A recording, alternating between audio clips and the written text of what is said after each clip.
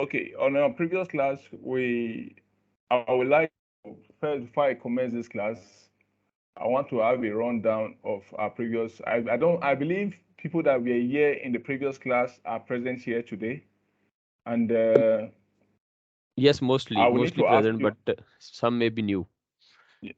yeah, for us to have a clear understanding that they know what we discussed on the previous lecture. I would like to ask you questions to know their level of understanding about what we discussed last before I can continue. You understand? But Uh, nevertheless, after this lecture, I've discussed with Abib, we are going to generate a database where we organize, set up a WhatsApp group. Every discussion that we have had here, I will put into writing, then I will send it to you or via PDF. But before then, I would like to ask you questions about the control and the maintenance things we have discussed. Now, I want to ask a question. During commissioning of a power plant, either diesel or gas power plant, which of the maintenance code can one adopt? I'm asking a general question to the house. Which of the maintenance codes do we use when you are commissioning a power plant? yes, anyone from the audience if can answer the question. Repeat the question. When commissioning a plant, when commissioning a power plant, like the new start, you want to start a power plant, you commission a power plant. To commission a power plant, which of the maintenance code will you adopt? Maintenance code. Because on the previous lecture, I talked about different maintenance code. I talked about different code. I won't mention them yet. I want to know your level of understanding before I start talking, before I start the lecture proper. But I'm asking, when commissioning a power plant, which of the maintenance code do you adopt?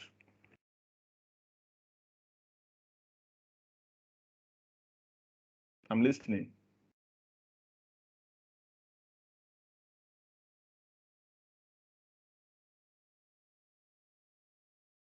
So repeat the end of the question. Which of the machine? I Not think so. Moses machine. I mean say Moses mean the maintenance standard. I think so. Moses just want to ask you what is the yes, maintenance standard we follow during the commissioning of gas power plant or diesel power plants, gas or power diesel, plant, diesel power any plant. power plant. What are the Yeah. standard code we follow during the commissioning? Their maintenance standards.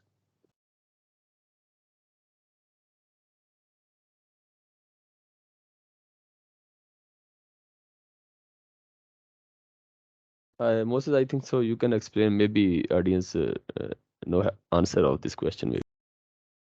Okay. Thank you, Abib. I really appreciate your effort, Abib, for bringing together people to learn and to have knowledge about power plants. It's a very good thing for them. Then it's not good that we just be talking and talking. Then the audience will just be listening, and when we ask questions, nobody will understand or able to answer. Last lecture, I talked a lot. I talked about different maintenance standard, different maintenance code for different operation. For different operation, I gave all the maintenance code from E10 to E70. Then I stopped at E30. Then I talked about E10. I talked about E20. I talked about E30. Now I'm asking, when commissioning a power plant, either uh, gas power plant, diesel power plant, there are some of this code that you adopt. Because every of this code has their various operation that you put in place. And this operation is what you follow when commissioning. This operation is what you follow when doing a routine check. This operation is what you follow when you are carrying out preventive maintenance routinely, daily, weekly, monthly. All these operations is what you follow. Now, in our previous lectures, okay, let me just give a rundown of what we discussed last so that we will not waste much of our time. In our previous lectures, we talked about different maintenance standard and code, as Abib has rightly said. We talked about E10, And before I start talking about the different maintenance code and standard, I told you that maintenance is carried out on this power plant based on running hour. And the running hour is called ROH. It's carried out based on running hour. At every particular running hour, you carry out different maintenance on this, your machine, different equipment, different components, different parts. They are involved in different maintenance activities that's encoded. Now, to commission a power plant, commissioning means you are starting a power plant. You want to start a new project, a new power plant project, either within a company, either to supply the grid, or you are carrying out an island mode operation. But commissioning has to do a fresh start of a power plant. Now, carrying out a fresh start power plant, before you start running the power plant, you have to follow the maintenance standard called E10. E10. E, letter E, then 10. E10. Hold on, I will send a write-up before now. So it's called like E10, this, E10. E10, I think so. Standard is E10. Yeah.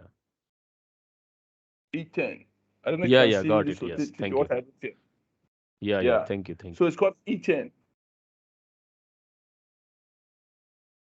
It's a maintenance standard you followed when commissioning a power plant. Now, this power plant, before you start running the power plant, or before you start using it for production or for supply, you should check the various components. You should check your generator, whether it's properly installed.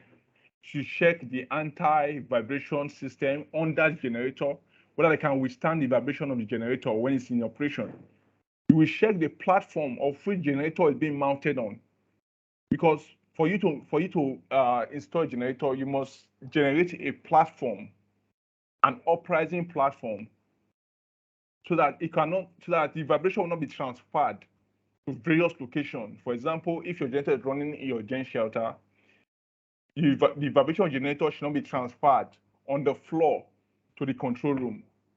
So this is the reason why you set up a platform and you now put anti-vibration system under the generator, and there are 4 in number. You place them diagonally at each other under the generator to ensure that it can withstand vibration and the vibration will be absorbed by those anti-vibration systems that are being installed under it.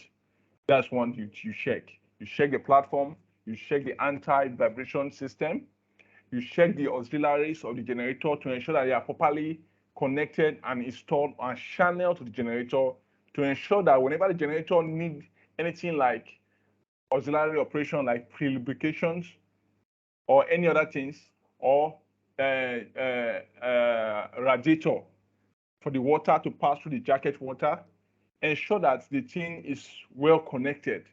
Ensure that your diaphragm expansion tank is well connected, is well linked to the pipe that supply water into the generator and take water out of the generator. So the inlet and outlet must be well connected. So these are the things you check. You do your check, and this check is called E10.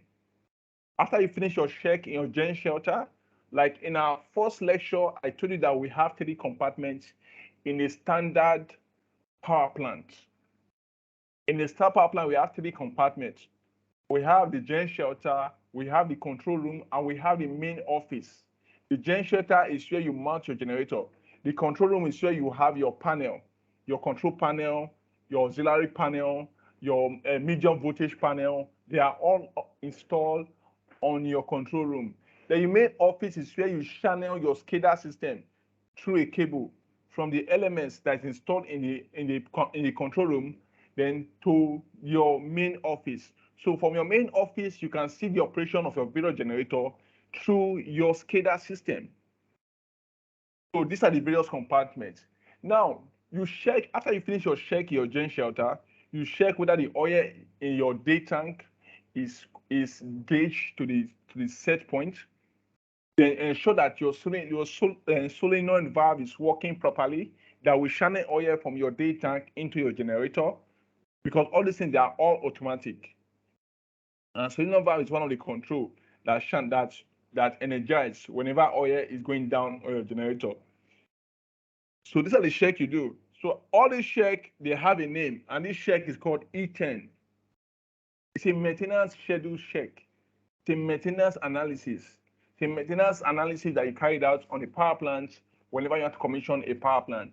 So it's expedient and it's very, very imperative and very, very important for you to carry out E10, because if you don't carry out E10, for example, your generator, you now want to start your power plant and you now start experiencing high surge. Now start experiencing spike. Now start experiencing high voltage. You now start experiencing low voltage. It will be on you, because why? You didn't carry out thorough check, thorough E10 on your power plant before commissioning. So while commissioning a power plant, you carry out E10. It's a maintenance schedule that you carried out. So that is for the maintenance aspect. So before I go further, I want to ask a question. Do you really understand this E10 now? I just analyzed. Do you understand it? Is it clear to all of you? Do any of you have any question about E10? So that next lecture, while we start the HVAC class, I will ask a question based on the power plant that we have discussed, and I want everybody to be on the same page. I want all of us to have a clear understanding of what we are discussing, so all of us will be in tandem. So do you understand E10 now? Before I continue. Yeah, yes, and audience, please also answer the Yes, sir. questions of Moses, and also yes, please.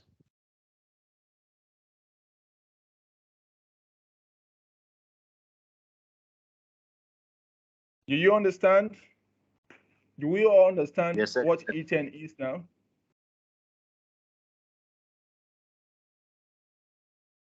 Okay, I continue. E10 is what you carried out, the maintenance plan you carried out during commissioning of a power plant. Now, the second stage of the maintenance is E20. E20. Notice you will not see this lecture anywhere, this kind of code, because the code is found is being established by Caterpillar in conjunction with MWM to set up a standard of how maintenance being carried out on a routine basis, weekly basis, monthly basis. So please pay attention to it, and any question you want to ask me about this maintenance, and I'll be right here to answer you.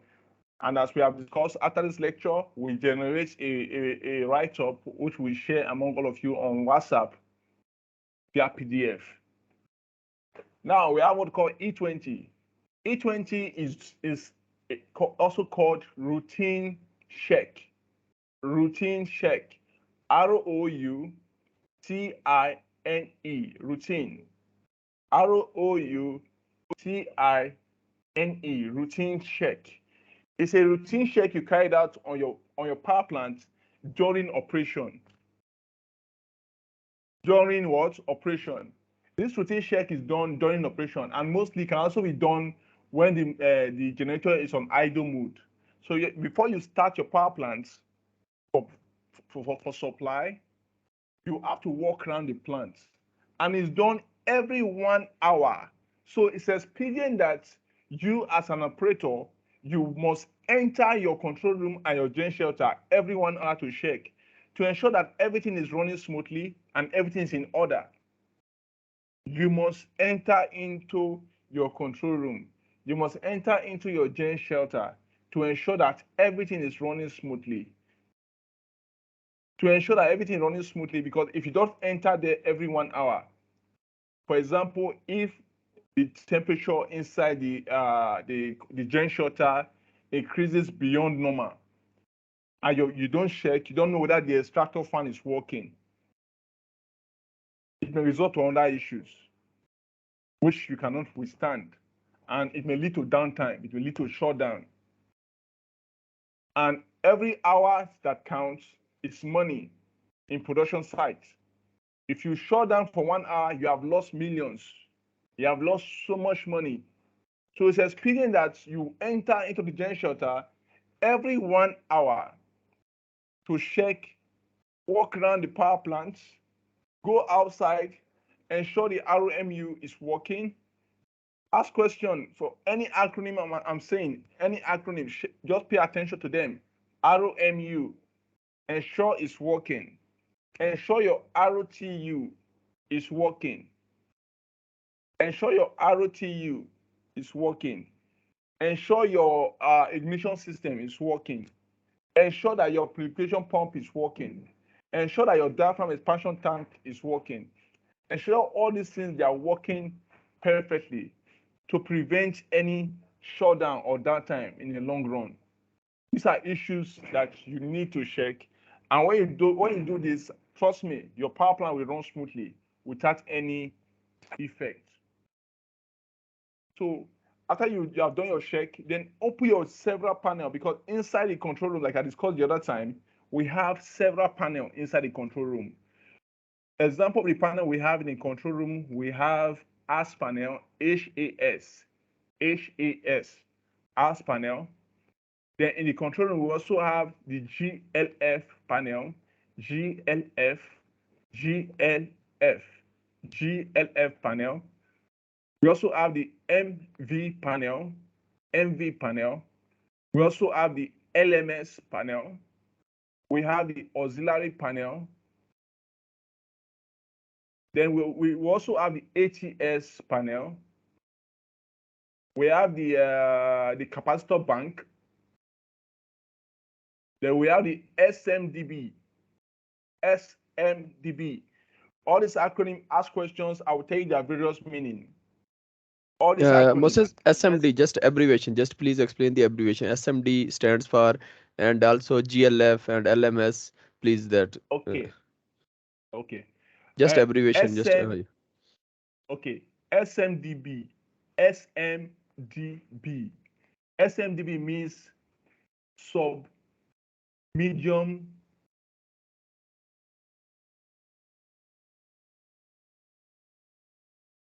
SMDB, sub-medium distribution box. Sub-medium distribution box. Sub-medium distribution box. The SMDB is what sends the power to the customer.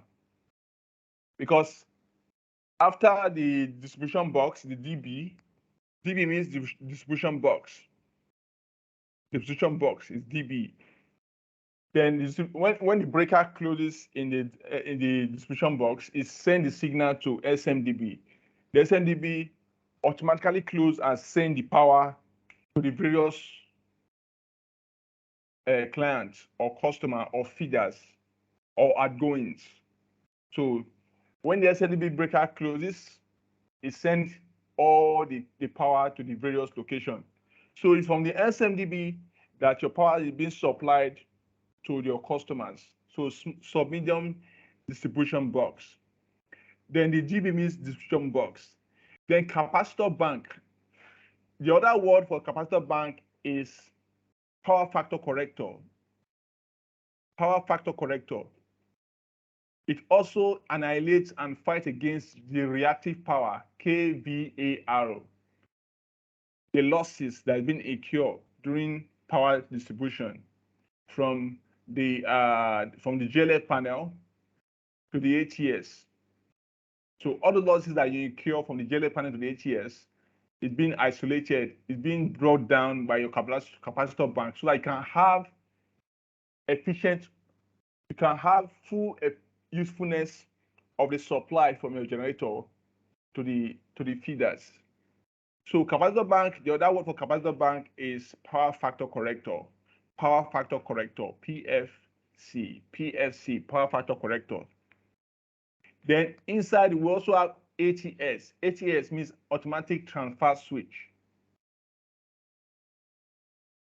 Automatic transfer switch. Then inside the control room we have the isolators. Isolator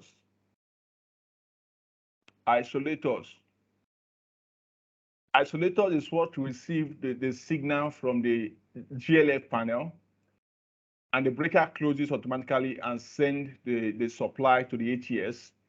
The automatic transfer switch analyzes every error inside the power and send it down to the distribution box through the capacitor bank, because it must pass through the capacitor bank before it enter into the DB, before it needs sent to the SMDB. The SMDB send it down to the various client or customer or factory if you are using internal power supply.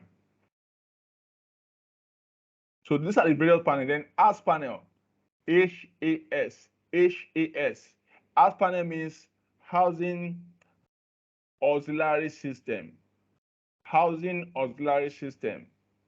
Housing auxiliary system is a switch gears that houses all the auxiliary components inside the distribution, inside the generator shelter, because every generator, some of them do come with auxiliaries, while some doesn't come with auxiliaries. So the one that comes with auxiliaries must have AS panel inside the control room that houses separate from the panel of the main generator, because they are not put together, separate for the panel of the main generator, so that you can able to control and notify the various controls inside your auxiliaries. Now, the major controls that you found in auxiliaries inside the AS panel, they are just little small controls components, like your contactors, like your circuit breaker, and your relays. These are the things you find inside the AS panel: contactor, circuit breaker, and relay. Contactor, circuit breaker, and relay. Then in some highly sophisticated AS panel, we have HMI from the ignition system that is connected from the ignition system inside the gen shelter to the control room. So the HMI is called TEM EVO, TEM-EVO.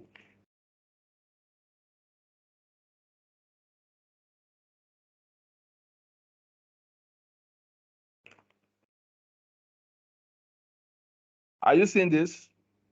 A little, please. No, not complete. Yeah, just Okay, move. let me Yeah, snap it. no, Let, left side. Move left side. okay, are you seeing it A now? little up, little up, upward. Yeah. No, is okay. TEM dash EYO. Yes. EVO. Oh, EV. Okay, EVO. TEM dash EVO. Yes.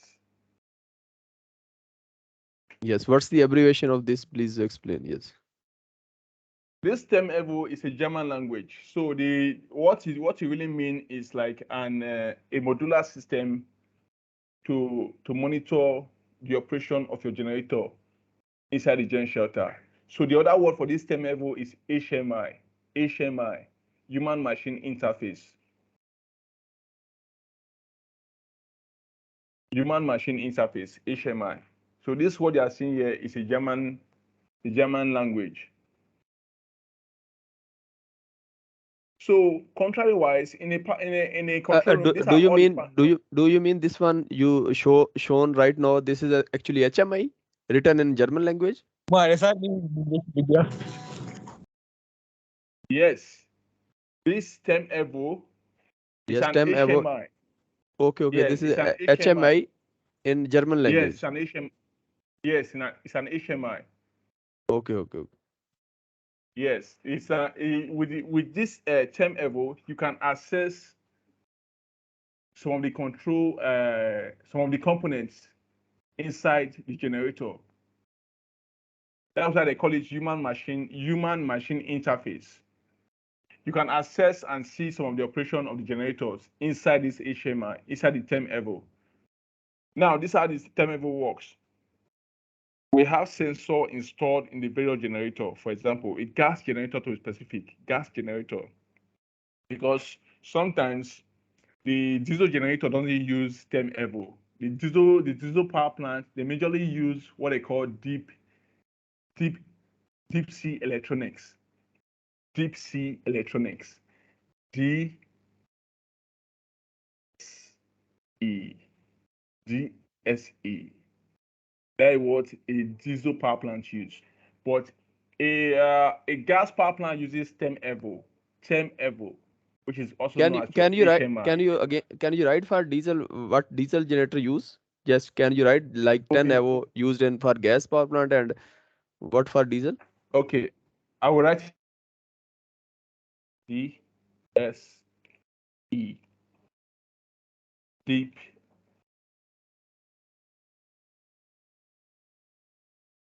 sea electronics.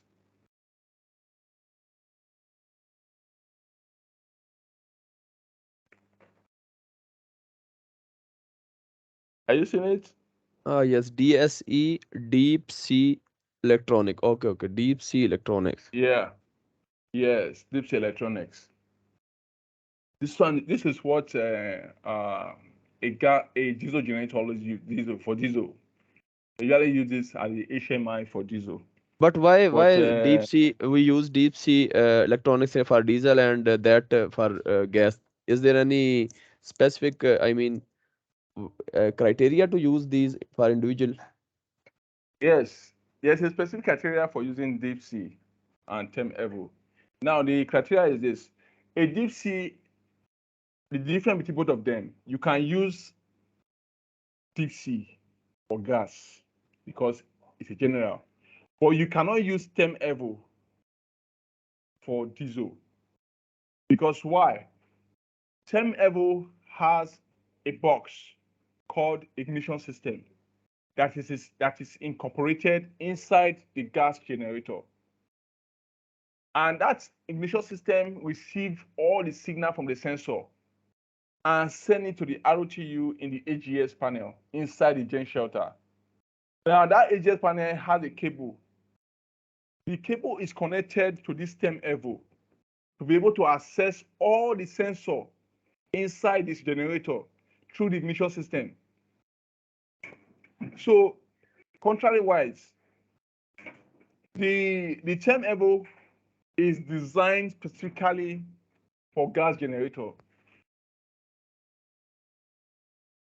The deep sea electronics is a modular control system or modular HMI that you use to access information inside either diesel generator or gas generator, but it mostly used on diesel generator.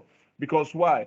Majority of the gas generator that have been incorporated now, they have ignition system installed inside of them.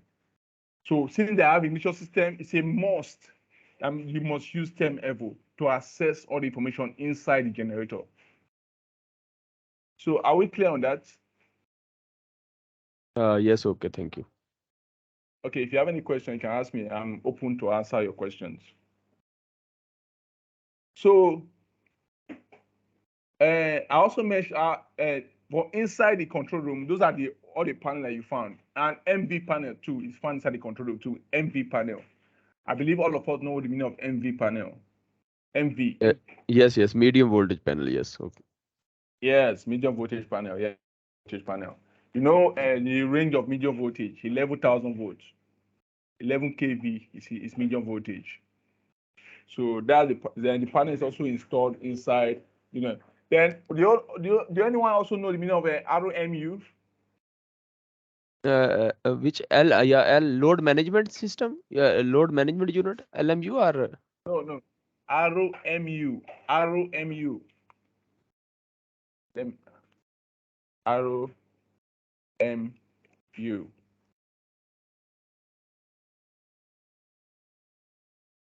Are you seeing this? yeah. RMU. Okay, RMU. Yes. What does it mean? ROMU. ROMU has two types, but they have the same acronym. One means radial main unit. Radial main unit. The other means, hello, sorry, can you give me a plain sheet?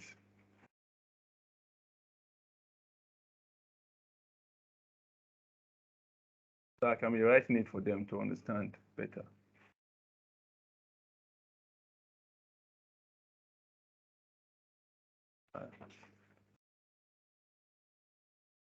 So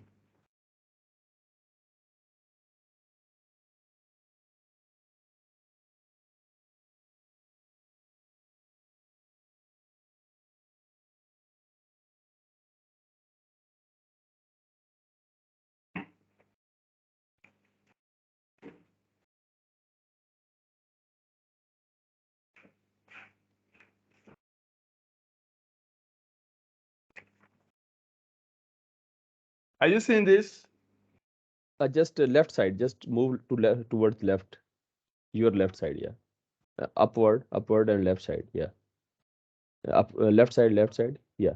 Radial main unit and ring main unit, yes. Yeah.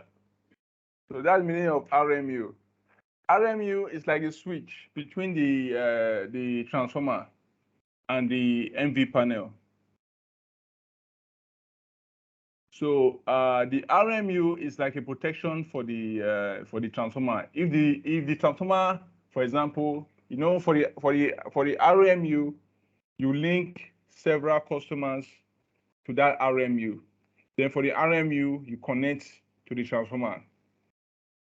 Then from that same RMU, you link the transformer and the MV panel together. Then from the RMU, you also route different customers to it. So when the transformer receives a voltage from the LV GLN panel to step it up to 11,000 volts. So when it step it up to 11,000 volts, it passes through the RMU before it comes to the MV panel. And on that connection is connected for the RMU to the various customer. So if there's any problem in the network between the customer and the power plant, the RMU will give a signal. Either it will trip off, or isolate the customer. So either it trip off the unit, cut off the customer while the unit is still running, or isolate the customer completely. So that when you isolate the customer completely, then the customer will not make a call. Hello, we don't have light here for some days now. So you now go and check the network, whether there's any issue on the network before you go and raise the breaker inside the RMU. So ring main unit and radial main unit. The difference between both of them is that the radial main unit is just one way. You connect straight from the transformer to the RMU, from the RMU straight to the customer without break. So if there's any issue in the customer end, it will go directly to the transformer and burn the transformer, or it burn the RMU. But in the ring main unit, it's what they are using now, is the modern one they are using now, the ring main unit, what they are using now. Most industry, they don't use radial main unit anymore because of the risk involved. Are you understanding what I'm saying? Yes, do you mean ring unit is the modern unit and the first one which was Radial. that is old one, yeah. Yes, they don't use it anymore because of the risk. It has high risk. It can cause serious damage on your power plant. It can affect your transformer. It can affect your RMU itself. It can burn the RMU. It can burn the transformer. So the cost implication is high for the radial main unit. That's why people prefer to use the ring main unit, because for the ring main unit, you can loop several customers to your network, and you can supply several customers lights from your own network. So if any customer has issue, it will not affect the other customer. What will just happen is that it will automatically close and isolate that customer if there's an issue in that network. So you just have to, your operation guys will just go and check what is the issue, whether there's kind of like voltage, or there's leakage along the line, or there's kind of excess losses along the network, or maybe their own step down transformer in the customer end is having issue. So you just go and troubleshoot and check what's the challenge. Then when you are able to correct the challenge, you go to the RMU and put it on again. Then when you put it on again, bam, it starts working again. So that's how the RMU works. So RMU means radial main unit or ring main unit. So that's just the meaning of RMU. Then we also have but ring main unit, we can multiple customers can be connected, but why not we can connect multiple customers to the first one that was old one? Is it not possible to Yes. correct that? Can you show in the diagram what is the difference so that we can Okay. understand why not uh, Okay. multiple I customers will show. connected with the first one?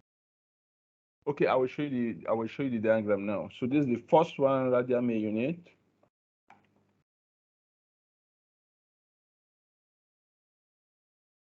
So the network is like this from the transformer.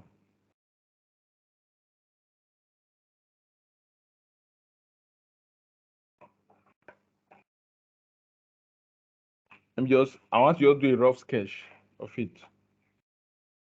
Okay, no problem. The ROMU.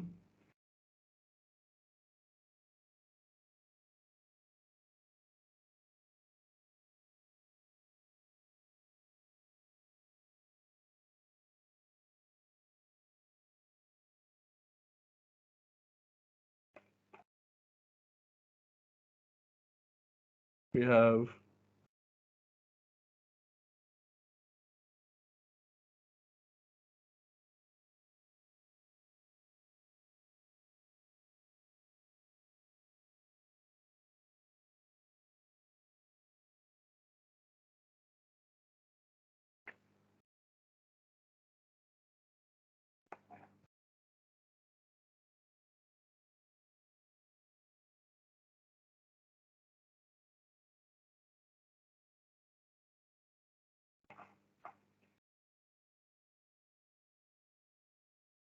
so before I show you the diagram, let me explain it.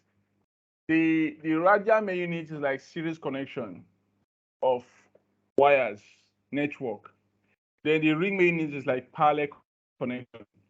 So in a series connection like this, if one of the customer has issue for the radial main unit, it will affect other customers. That's for the radial main unit.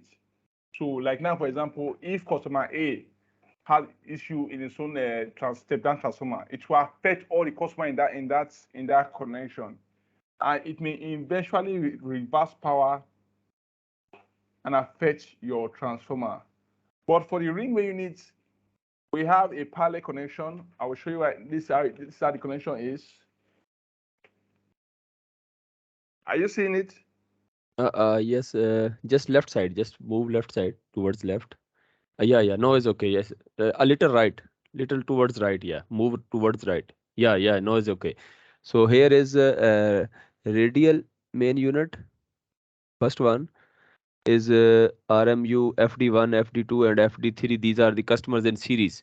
And ring main unit is RMU, and then there are parallel three customers are connected. Yeah, yeah, is okay. Got your point. Yes. So for the ring main unit, if one of the customer has issues, it will just isolate the customer. Then the other two will have light. They will have light. There will not be any issue. But for the radial, why they don't use it? It will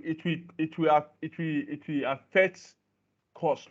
It will affect your return on investment, your ROI, because if one customer has issue in his transformer, it will shut down the rest customer. So everybody will go blackout until the operation team will now run there and check, what's the issue? What's the issue? What's the problem? You will now start troubleshooting from one customer to the other to know where the problem is starting from. So it's a big challenge to troubleshoot in the radial. But for the ring main unit, you just come to your customer one, just call you, we don't have light. So okay, go and check your network. You say, oh, okay, this one breaker is tripped. Okay, let's go and check this guy. So it's very straightforward, very easy to troubleshoot, very easy to trace where the fault is coming from the ring main unit. So that's how. Anyone has a question on the RMU connections? Yes, yes, we got the point. Yes, in radial network, customers are in series connected. If one problem in one customer's line, then all shut down. I mean, blackout will be there, and all customers will be shut down the supply. And there is very much difficulty to troubleshoot the problem where the problem is there in radial network. But in ring network, if one customer's problem, only that relevant correction will be checked and it will be rectified. Yeah, that's good. Yeah. Makes sense. So let's move on. Uh, So our MV panel, you all know the purpose of MV panel. Why we need to step up our transformer, step up our voltage because of three things. We step up voltage because of three things: dependent losses, resistance losses, and reactant losses. Should I come again? Yes, please. Again, resistance I mean, losses, should reactive I write losses, it? and third one is Resistance losses, resistance losses, reactive losses, and third one is dependent losses. impedance. Impedance. Yeah, impedance. Impedance Z, yeah, yeah. High voltage. Why we step up the voltage through transformer? These are the three reasons: impedance losses, Yeah, Z losses, resistance losses, R losses, and reactive losses, Q losses. You can say. yeah. Because all those losses, if you, for example, you don't step up your voltage, for example, you know, every generator has its own rating. The voltage rating for a low voltage generator is 415 volts, for example. 415 volts. I'll be doing most of the write-ups so that to be for more easier. Sorry, again. I'm coming, let me write it. Let me write it. Yes, yes. So every generator, there are two kinds of generator in the market now for a gas generator. Some of them are designed for 415 volts, while some are designed for 11,000 volts. Okay, one voltage level, levels of the voltage for gas generators in the market. One is 11,000 volt and second one is 415 volt. And the capacity Uh-huh. change, I mean megawatt or the kilowatt capacity is varying. Difference, Is there yes, any it can, range? yeah, the range. The capacity can have 1 megawatts, 1.5 megawatts, can have 2 megawatts, can have 2.5 megawatts. There's even 4 megawatts, there's 4.5 megawatts, there's even 3 megawatt generator. Then we also have, I think that's all the megawatts we have. We have 4.5. Then we also, there's a new big generator now in the market. We have like 10 megawatts. 10 megawatts. It was designed by Caterpillar generator, 10 megawatts. So all this voltage does not, the voltage rating does not affect the capacity. So the voltage rating just tell you on how you can the EMF. At least you understand the difference between voltage and current. You know, Yes, current yes. is the, yeah. So voltage rating on how you can transfer your current to different location. That's the voltage. So some of the rates, some of them, instead of you for a setting of 415 volts, 415 volt, for example, for you to send a voltage from, let me say, from example, from Qatar to Qatar, which is the main city, to Doha, also to Doha, you will need to use a step up transformer to raise the voltage to 11,000 volts. But some companies, they don't like going through that stress of raising the voltage to 11,000 volts. They'll just go and buy a generator that is designed for 11,000 volts straight. So you just buy 11,000 volts, so you install it on your power plant. So just what you just do, what you just need to do on the customer end, you have a step down transformer. A step down transformer. So Yes, Moses, what's the difference in prices? If say for same megawatt, one gas generator is for 15 volt designed and the other one is 11 kV. So definitely insulation cost is the additional cost for 11 kV. But any other extra cost? What's the comparison in cost for the same capacity? it's very expensive. Oh. For example, for a 1 megawatt generator now that is designed for 415, I don't. Let me put it in a particular range. Let me just say 4,000, for example. Let me just say 4,000. Let me just say 4,000. I'm just giving you an example. Not that that's the actual rating, the actual cost, for example. Okay. The 1 megawatt, 415 volts, you get 4,000. Or for 1 megawatt, 11,000 volts. Wow, it will be very expensive because why is it expensive? It has helped you to control costs of acquiring a step-up transformer. Because for a 1 megawatt 415 volts, you need a step-up transformer. You need a step-up transformer. to step the voltage up to 11,000 volts before you send to your MV in the customer end. Then you step it down again to 415 volts. You understand? So you need a step-up transformer, one pieces of step-up transformer. But for the other one, for the 1 megawatt, 11,000 volts, you only need just one step-down transformer. You need a one step-down transformer. You need one MV panel. Yes, you need one step-down transformer. No, you need one step-down transformer from your own end. You need one MV panel from your own. You need, okay, from your own end, you don't need any step-up transformer because the voltage is already 11,000 volts. So what you need from your own end, you just need an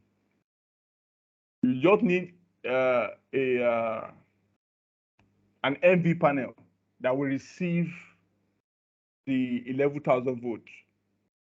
You need MBGLF panel too.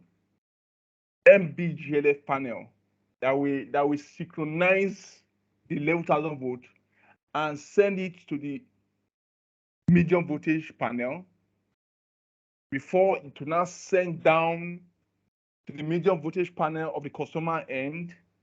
They now step down to 11,000 volts, to 415 volts, sorry. So the cost implication for buying 1 megawatts 415 volts is higher than buying in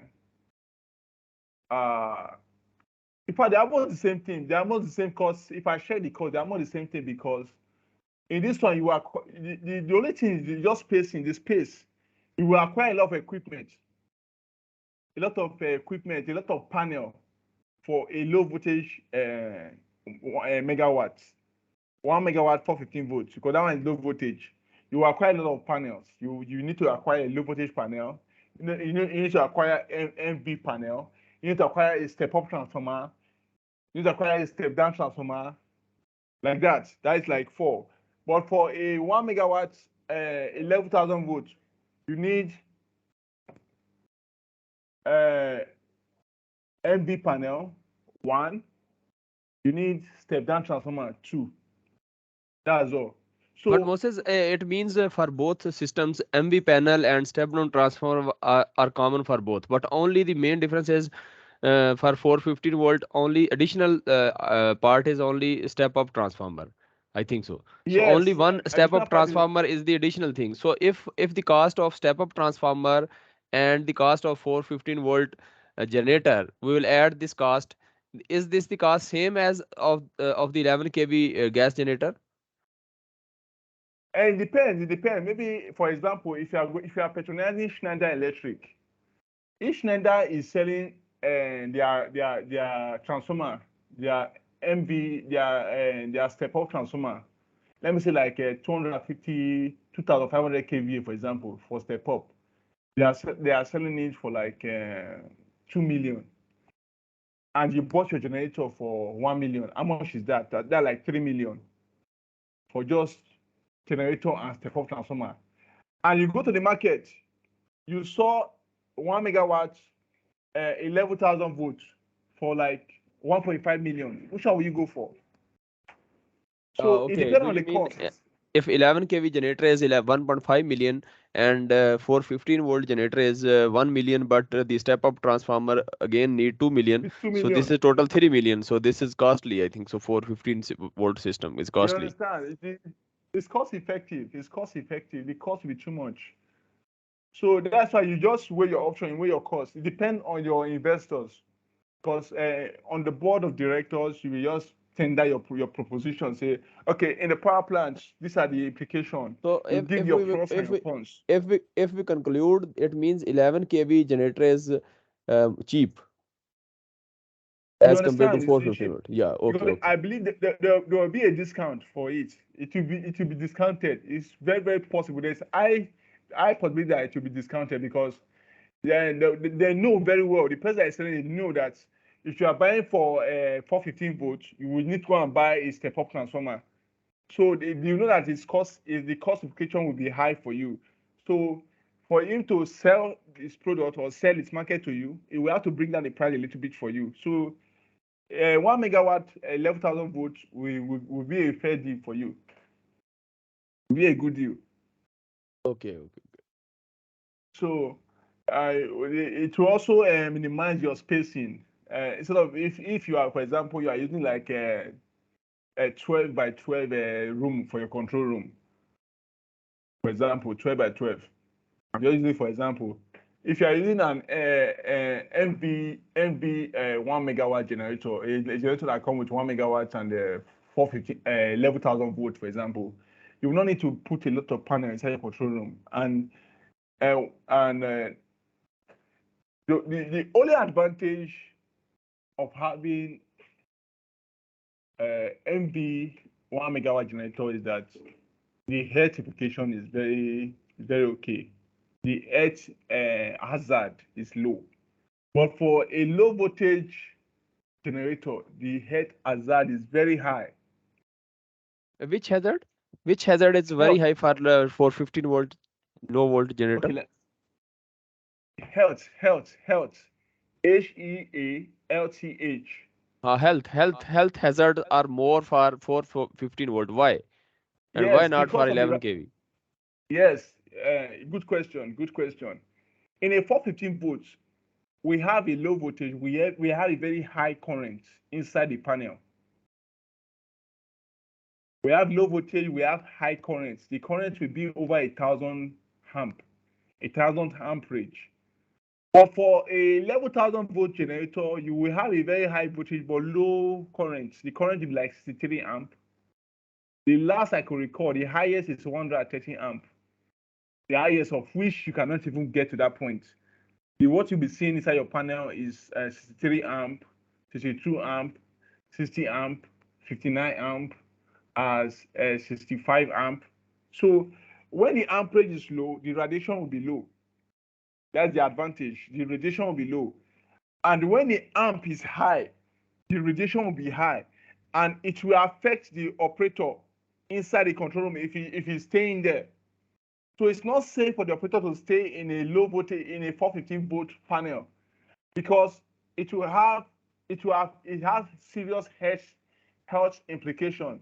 It will affect your nervous system, it will affect your neurons, it will affect your hormones, it will cause cancer because of the radiation. Because the radiation is an invisible thing, it penetrates through your skin, through your body. So it will not make that place to be very hot. So for you to walk inside, to be entering that place, it's not safe.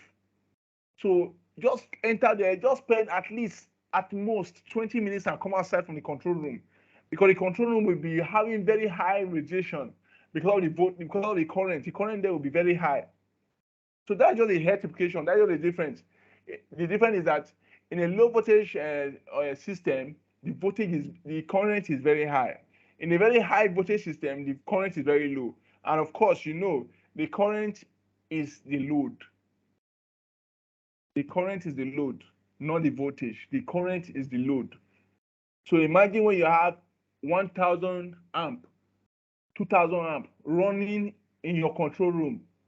Just imagine how the intensity of the heat that will be emitting from your GLF panel. So it will affect you. It will cause a lot of health challenge to the operator.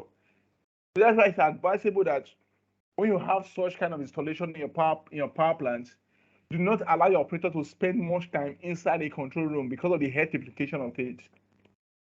But So Moses, health application, do you mean high current creates the heat, and the heat waves that will have the health implications? So if the yes, conductor is it of high diameter, I mean the conductor size is more, cable size is more, then there will be no heat. Or if we have the cooling system inside the gas power plant, then that high current will not create the heat. If heat is not there, it means there will be no radiation, heat radiations, and there will be no health implication.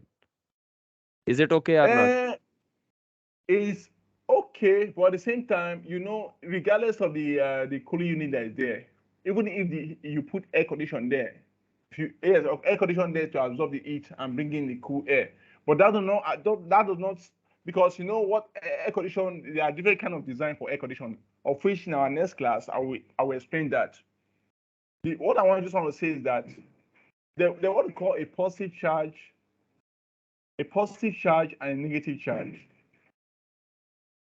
Now, positive charge is very dangerous to our health because one, if you are if the operator is staying inside the MV panel, the low voltage control room, fine, we have a very low voltage but high current, and we generate a lot of heat.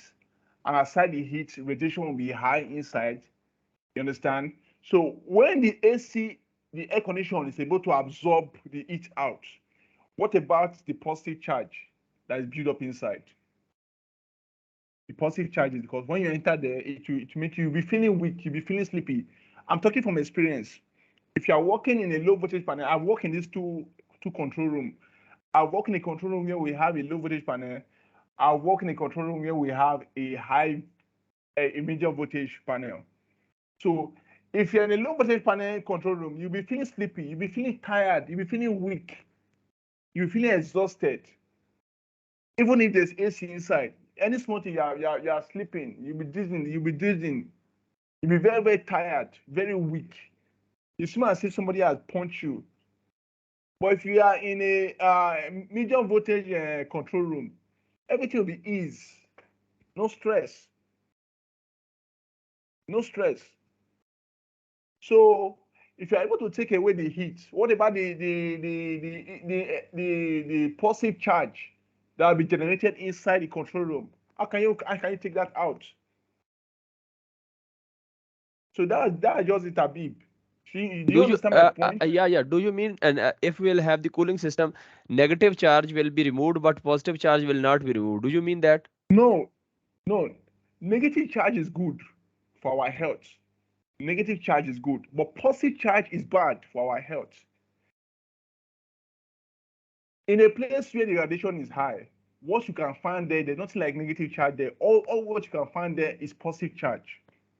When But radiation is high, why not negative charge is there in those radiations? Why not negative charge is not there but positive charge is high? yes, positive charge is found there because positive charge is mostly associated with high radiation. Okay, if high radiation is there, it means there will be a positive charge. Yes, there'll be positive charge. 100% positive charge will be there. Negative charge cannot be present there. A negative charge is found in an environment where you have lesser radiation. When the ambient is okay, there's a lesser radiation, you can seamlessly do whatever you want to do there. So they work based on radiation charges. They work based on radiation. Yes, what is the They work. reason behind if there is low radiation, it means there will be negative charge, and there is a high radiation, it means positive charge. What is the reason behind this? Okay, the reason behind this is because during this transpiration system in biology, what we call the plants release carbon dioxide. The human being release oxygen. You understand? So it's a biological analysis. If we are to digress from power plant to biology, it's a biological analysis because the plant release carbon dioxide or carbon dioxide, which is the IUPAC name. Then human being release oxygen and taking what carbon dioxide. No, human being taking oxygen. Okay, human being release oxygen and Uh, taking we carbon dioxide. we inhale oxygen and we release carbon dioxide. Yes. Yes. Then the plant really taking the carbon dioxide and release oxygen back. Yes, Yes. yes. Yes. Yes. So this transpiration process is what emanated to this radiation chain because when the temperature is high, uh, the plant will not because there's an intensity of sun that's required for photosynthesis to take place in plant growth. for those transpiration to be effective. But if it goes above the vitamin D level of radiation, the sun goes above that temperature, because it begins to affect the plant. And when it affects the plant, it limits the rate of exchange to take place. I don't know if you understand my point. So when the ambient is calm and a little bit conducive, it is this transpiration process to take place. And photosynthesis be seamless in the operation for plant to grow seamlessly. So there will not be chlorophyll will come out from the skin of the plant. Then the plant will grow healthy, just the way human being is. If you eat good food, you will grow healthy. If you eat bad food, you'll be having some deficiencies like kwashiorkor, if you lack carbohydrates and a lot of things. If there's too much sugar in your body, it results to diabetes. So all the kind of things. So when the radiation is high, it stunts the growth of the plant and it now affects transpiration. So in the case, that would not give birth to positive and negative charge. So that's the history.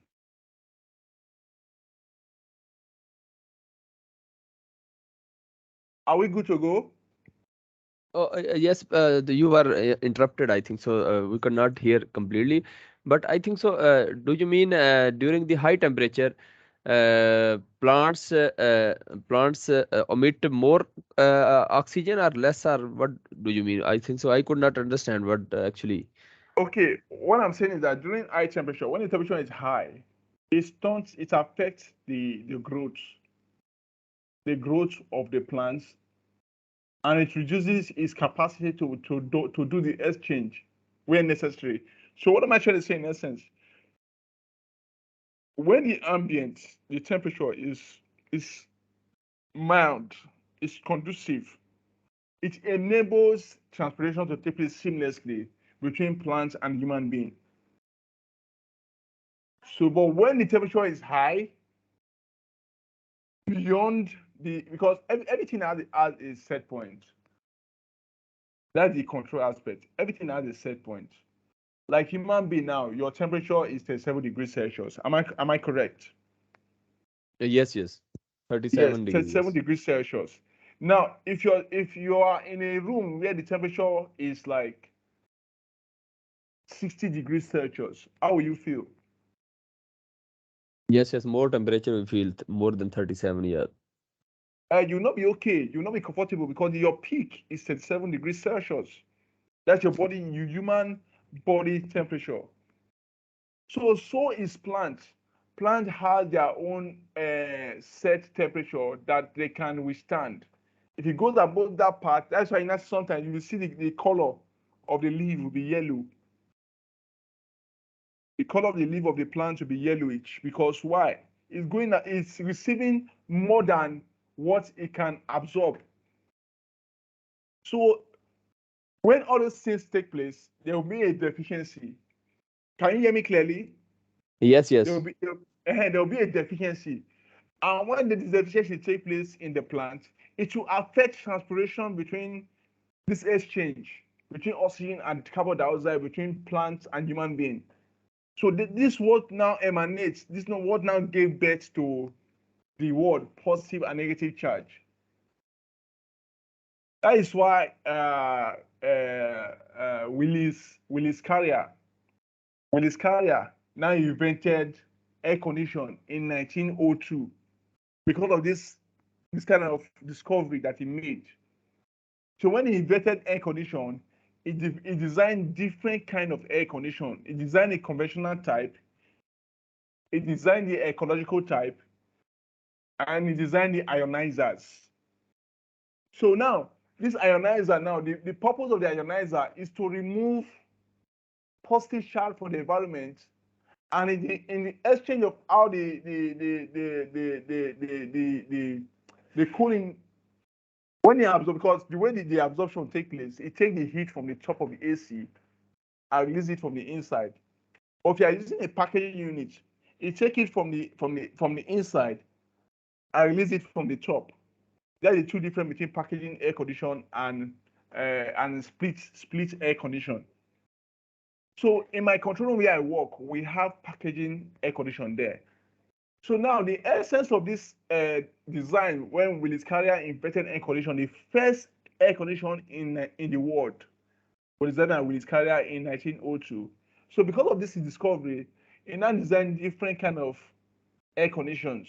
Some are conventional because of your maybe because of the money that you have.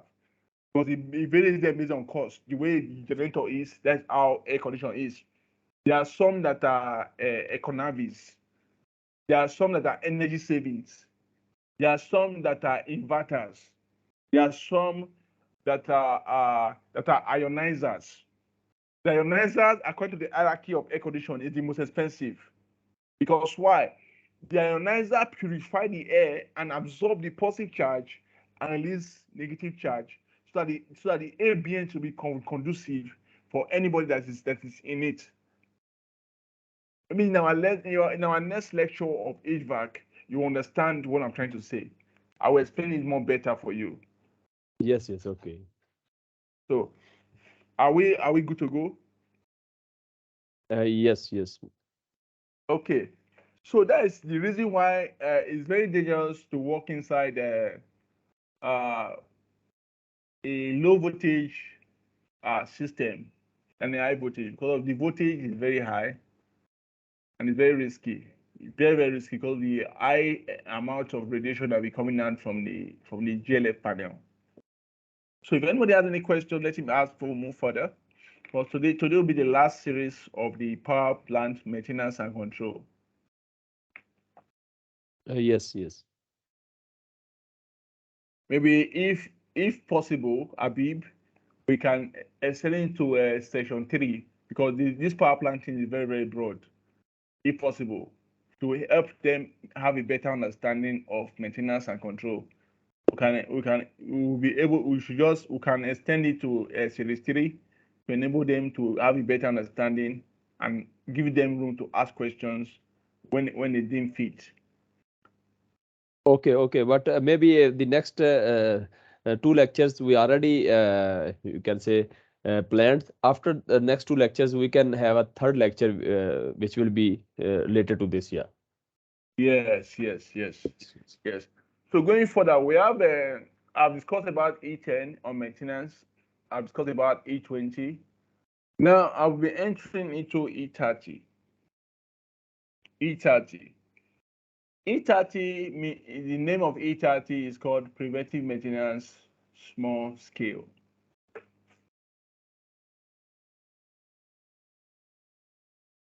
Can you please repeat? E30 means preventive maintenance small scale, and E20 Yes, mean which maintenance?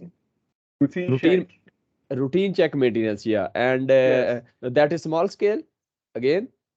it's not small scale. That one, the E30 is the small scale. E30 is E small scale. Yeah. E30 is preventive maintenance small scale. It's a preventive maintenance. E20 is not a preventive maintenance. It's just a predictive maintenance plan set up to Predictive yes, maintenance plan. it's a predictive maintenance plan. Routine check, or you can say routine check maintenance. Yes, routine check maintenance, routine And check. the E10 is which one maintenance? Commissioning maintenance, commissioning. Commissioning. Okay. During commissioning, it is only one time during Yes, commissioning. yeah, during Okay. commissioning. Okay. Okay. Okay.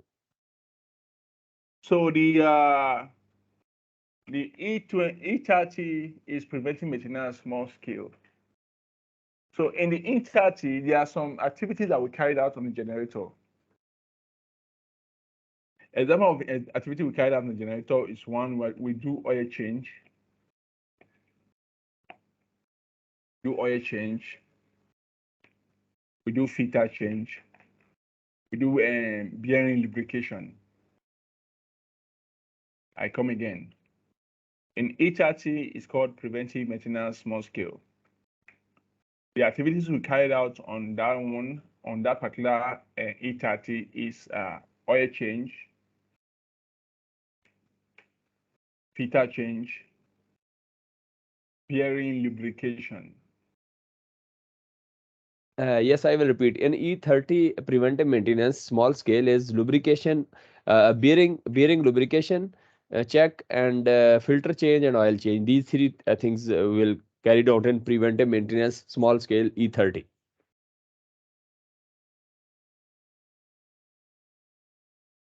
So we And carry for out if and for E20, which just name like oil change, filter change, and bearing lubrication change for E30, and for what for E20 and E10, just name please.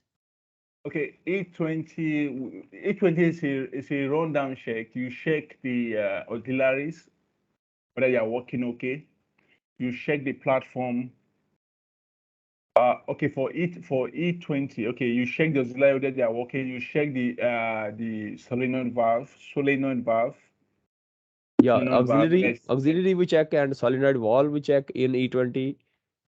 that is for E20. Automatically. Yes, yes, I didn't get Uzair, that. please. Hello. Yes, yes, please ask audience. Anyone asking question? Okay, for E20 there is a auxiliary check, solenoid valve check, Yeah, the solenoid valve check. There is oil pump. oil pump check.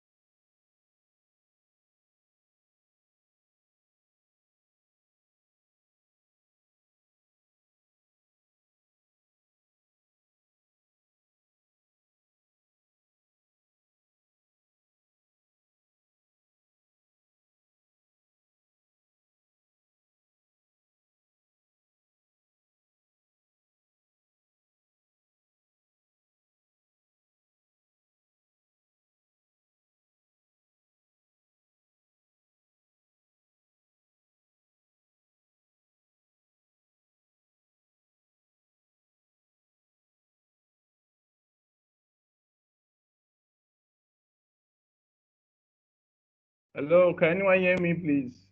Yes, yes. Sorry for the break. We have power outage, so my technician has gone to change over.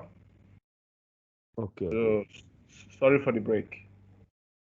Hope everybody is still here. Hope nobody has left. Yes, yes. Nobody has left. And maintenance, you mean E20 is just for auxiliary check, solenoid check, solenoid Okay, valve, you also check oil pump, the oil pump air that is pump, using for oil pump, yes, oil pump. Okay, oil pump. You check the air filter. air filter. Yeah. You check the extractor fan, Which fan? extractor fan inside the jail shelter. Instructor fan. Yes, extractor fan. Yeah, extractor fan. Instructor fan. INSTRUCTOR. E Instructor. EXTRACTOR. Extractor. Can you write which fan is this one? And what's the function of this fan? Instructor. कौन सा तुसी बता रहे? Sir instructor है sir instructor बोल रहा है क्या मतलब होता है ये इंस्ट्रक्टर स्पेलिंग्स बताएं जरा। INSTRACTOR। तो नहीं इंस्ट्रक्टर नहीं है यार, ये कुछ और बता रहे हैं एनीथिंग। ठीक है सर, जी सर दीजिए। Extractor, okay, extractor fan. What is the function of this extractor? This is like exhaust Is fan. to, is to remove heat inside the gen shelter. Okay, got it. Okay. So in Yeah, E20 maintenance, we check the extractor fan also. Okay. yeah. Then you check your videos. You check the diaphragm expansion tank. A diaphragm. Yeah, diaphragm expansion tank. Diaphragm inspection tank. Okay. Expansion tank. Expansion. Diaphragm expansion tank. Okay. Yes, diaphragm expansion tank. Then you check your pre lubrication pump. A lubrication pump. We check. Yes. Yes, pre lubrication. Pre-lubrication pump. Yes. You also check the crankcase breather. Which breeder? Crankcase breather. Crankcase. Yes, crankcase. Crankcase. Okay. Crankcase. Yes, sir. Yes, CRANK crankcase yeah, crankcase breather. Check the crankcase breeder. breather. Breeder. Okay. Uh, then you check your HT and LT. HT and LT, low voltage and high voltage, LT and No, no, low temperature and high temperature. low temperature and high temperature. Okay. Yes, yes. So you also check your table cooler. Which cooler? Table cooler. Table cooler. Okay. Table cooler. Yes, yes, at the rooftop. It's also called, the other word for table cooler is radiator. Radiator. Yes, radiator, yeah. Okay. So when you are done with those check, make And sure then that now this E20. Okay. And in E10 we check which one? you check everything for E10, everything. You check your control room. Everything for E10. Yeah, because it is commissioning, so it includes E20 and E30 both. You check everything, Okay. everything, Okay. everything to ensure everything Okay. is Okay. working perfectly. Okay. And that's for E30. Are we clear on E30? Yeah. E30 is clear. Yeah. Yeah. And again, that doesn't mean that you will not check your air filter. You should also check air filter for E32, air filter. Air filter for E30. Yeah. E30. Yes. We Yes, again also check. yes. You check your air filter for E30. You check your. Okay, I think that's what you check for E30. Then I'm not done. For that E30, you do oil change. And oil change is based on running hour. So in that E30, I made mention of oil change, filter change, and bearing lubrication. But am I correct? Yeah. Yeah. Oil change, filter change, and lubrication, bearing lubrication. Yeah. Yeah, these three they are done based on running hour. Based on running hour. Now the running hour for oil change depends on companies, but the list is 1,000 running hour. 1000 running hours. After that, we will change oil. Okay. Yes, 1,000 running hour. Then for filter change is 2,000 running hour. 2,000 running hour. For filter change, 2000 running hours of the generator, we will change air filter, oil filter. Yeah. Oil filter, oil filter. You change oil filter at 2,000 running hour. Then what's it called? At Bearing 2,000 lubrication. is 1,500 running hour. You do beer lubrication. Yeah, lubrication, bearing lubrication is 1000 hour, same like that oil change. 1,500. Okay. 1,500. Why 1500, 1500 hours just to Yes. bearing lubrication change. Yeah. Yes, yes. At every 1,500 hour, you take your oil gun, your grease gun, put grease inside your grease gun. You go to the bearing, Yeah, you yeah, switch grease it back. gun. Yeah, yeah. After every 1500 hours, grease gun. With the help of grease gun, we use the bearing greasing. Yeah, just lubrication Yeah. for lubrication. Yes. Yes. So that's it. If you have any questions regarding that, I'm open to listen before we move further. Yes, I think so. No question right now. Sir? Yes, please continue. Okay. Then we have a E40, How many? I mean, E40, E50, E60. How many? I mean, maintenance plans. E70. That's the E70, highest. Yeah. E40, E50, E60, E70. Yes. And I will suggest just name them and just briefly explain them, and then we will end this session because it's a very long session, and then we will continue maybe in next sessions. Maybe one session not enough for this, and maybe one, two more sessions. Yeah, It's yeah, a yeah, broad yeah, topic. yeah. It's a broad topic. Yes, yes, yes. So We will we continue. have Just a yeah, just name E40, 50, 60, 70 names and what we check in those maintenance plans. Only those names only. Detail we will explain next sessions. okay, okay. Now in E40 is called a preventive maintenance medium scale. Preventive maintenance medium scale is E40. Okay. And Yes, E50, and E50 is preventive maintenance extended. preventive maintenance extended is E50. Okay. And E60, Yes. Interim overhaul. what is this? E60, Interim, yeah. E60 interim overhaul. interim Yeah. overhaul. Yes, overhaul.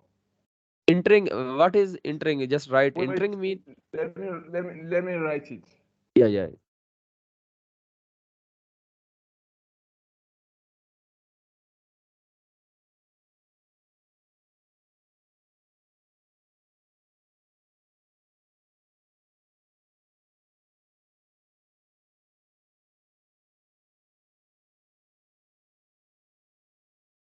Sir इनको बोले सारे लिखे।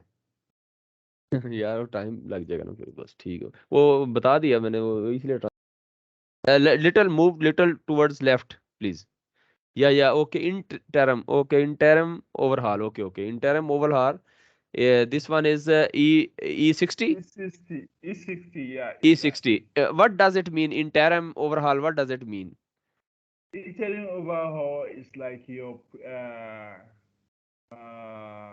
interim overhaul talks about a small overhaul that you do, like a small, a lower overhaul that you do just to change small. There are some things you do in that interim. I will explain to you. I will explain to you going forward. I will explain to you as we move further. okay Interim overhaul is interim an overhaul E60 overhaul. okay That means you will shut down the generator. You will change a lot of things. You will work on the piston. You will take away carbon from the piston.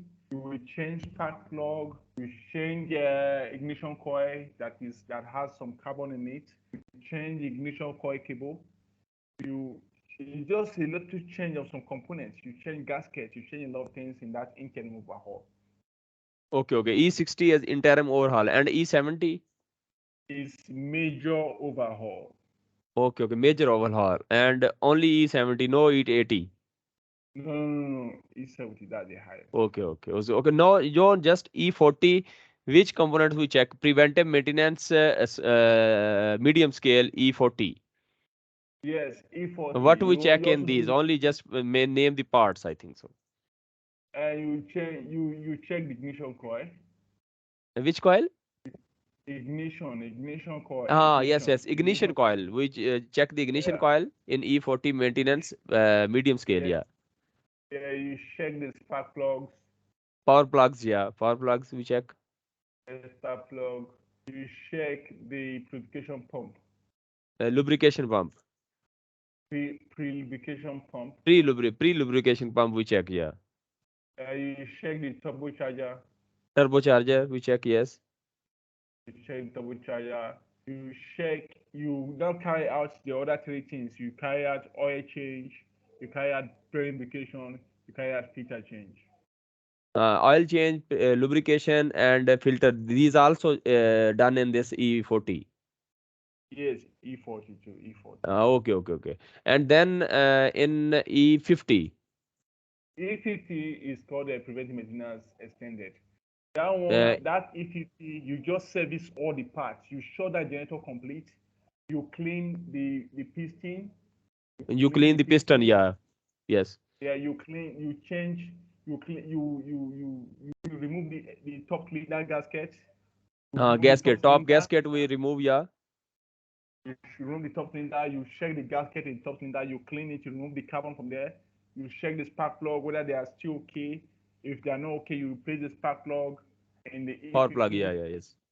Then you change the filter, complete air filter. You change air filter.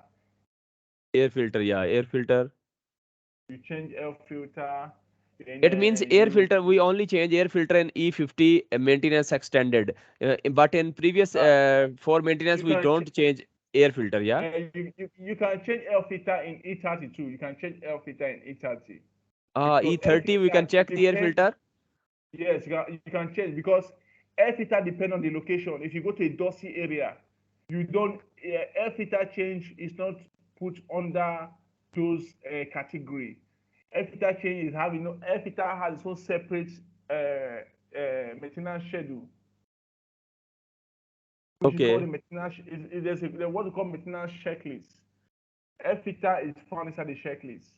Okay, okay. Maintenance checklist, which we daily check or mean monthly or yearly. Yes, in the maintenance checklist we have daily, weekly, and monthly. Okay, okay. Daily, weekly, and monthly. Okay, okay. Yes, that checklist you have air filter. You can change air filter every 2 weeks. And air filter every 2 weeks. Okay, okay. Every 2 weeks. Okay. What Sometimes is in I mean maintenance daily, weekly, monthly. What included in daily? What included in weekly? And what included in monthly? okay, the daily involve you blowing the panels with compressed air. You blow the panels with compressed air. Which one? Compressor? Compressor air, I mean. Air compressor. You use Air compressed air compressor. Okay. with you blow the panel with the hose. You carry the air, you blow the panel, blow the dust out of the panels inside the various control panel, blow Okay. all the dust out. Dust out. You shake Okay. the dust, you blow it out. You do cleaning majorly on the daily routine. You do cleaning. Daily cleaning. Okay. You Yeah. do cleaning. So there are major corrective maintenance. The checklist. They are corrective maintenance, Okay. Okay. Okay. Okay. not preventive maintenance. They are just corrective checklist. Okay. And weekly, any one, two, three examples of weekly and also monthly. The weekly you clean the generator. You clean Also generator. clean the generator. Yeah. It's just normal corrective. So what I would say is that you just call that checklist corrective maintenance checklist. Corrective maintenance checklist. Okay. Yeah, it's corrective. It's not preventive. Okay. Okay. So Corrective maintenance. Yeah. Yeah. ठीक, okay. yeah. So In the E40, in E40, E50, E50. Sorry, E50 is maintenance, preventive maintenance extended. yes, preventive maintenance extended. Yeah. And what Well, we check it? Yeah. after that we check whether the air filter is due for change. In the corrective maintenance, so we will also use air compressor, compress air to blow the filter. If the filter is still okay, you just blow the dust out of it and put it back in the generator. You don't need to change it. Okay. The, In which maintenance we choose the filter? I mean, is the corrective maintenance, the checklist. corrective maintenance checklist, which is daily, weekly, and monthly. We also check the Yes, the compress the air filter in the air generator, filter. the air Okay. filter, and you take it out. You carry compressed air and you blow the dust out of Yes, it. yes, yes. In a compressed air, we just put the compressed air on that filter, put Yeah, the air you filter out blow. and clean it. Yeah, yeah, yes. Okay. Yeah, So in the maintenance. E50 maintenance, preventive maintenance extended in E50, we also check whether the the air filter need to be changed or not. Huh? Yes, yes, yes. Okay, Whether we okay, need to okay. replace it or not. And the next part. What is next part in? It's an interim overhaul. Okay, but in A50 only we check the gas air filter, no other one. You check everything. In that ECT, it's a general thing. Because you are shutting down generator, you are checking anything that is due for change. Okay, okay, I got your point. And then in E60, E60 is A60, you don't patch, you replace for E60. You E60 is bring preventive maintenance, which no no interim overhaul. it's yeah, interim overhaul, yeah, interim Okay, overhaul. what we do in this, which parts It's we need to check? replacement of parts, replacement Oh, of okay. parts It that means that are due. in E60 interim overhaul, everything replacement is involved actually in You this. you dismantle the generator, Okay, you okay, dismantle dismantle completely, yeah. yeah, any sensor that is bad, remove, put new sensor. Any spark plug that is bad, remove, put new spark plug. New prop plug, new You sensor, change. yeah. Okay, okay, okay. And for the Yes, in major overhaul, E70, yeah. E70, you change all the bad components if the turbocharger is bad, replace turbocharger complete. Completely turbocharger, the large Yes, components, large parts we change in complete overhaul. and larger parts in the major Larger overhaul, you parts, change major larger overhaul, parts. yeah, yeah, Yeah. yeah, yeah. Larger parts, yes. So One larger part is turbocharger, and which one other? One, two, three, just name. we have turbocharger, we have purification pump. Lubrication The pump, one yes. purification pump is it's a big component that's very expensive there. Then you Yes. change the Raptor bypass sensor. You change the ECM. If any of the ECM is bad, you change it. ECM mean? Electronic control module. Oh, electronic control module you change, and which one before ECM? You name it. The Raptor throttle valve. What is this? Rapper? The throttle valve. You change complete throttle valve. Complete total wire? Throttle valve. Just write, please.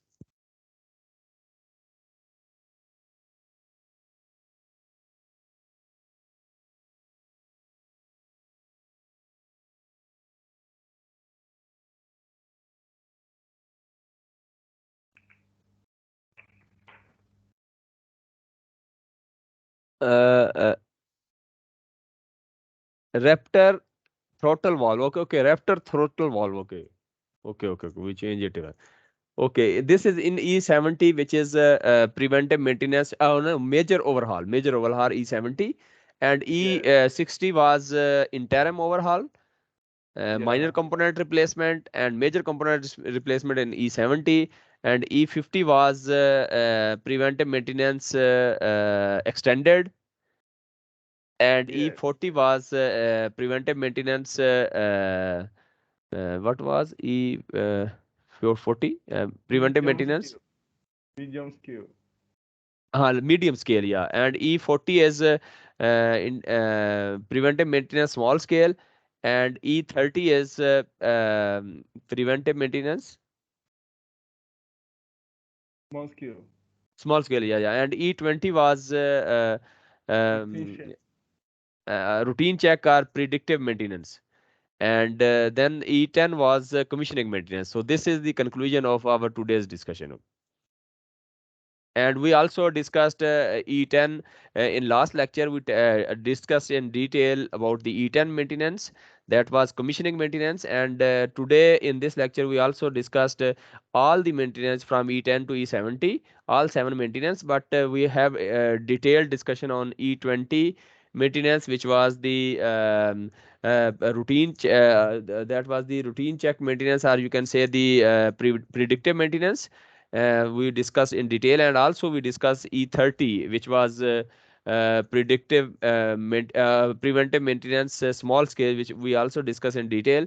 And then we E40, E50, E60, E70, we discuss briefly about these.